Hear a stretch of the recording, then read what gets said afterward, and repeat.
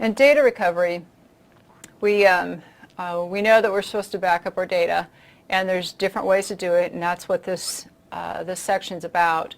Now, if you're going to do manual backups, then you could do full, differential, or incremental, which we go specifically through in operations.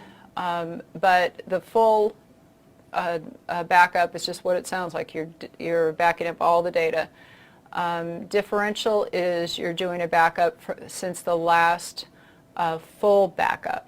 Incremental means you're doing a backup since the last backup, no matter what it is.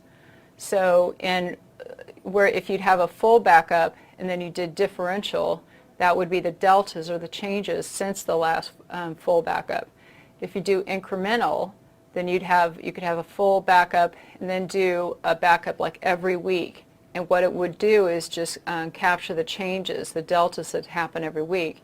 So in incremental, you have to lay down, recover the full backup, and then you have to put all the incrementals on top of each other in sequence to get back to the date or the proper version of the data itself. So the backups themselves need to be properly protected, whether they be on-site, but they really should be off-site.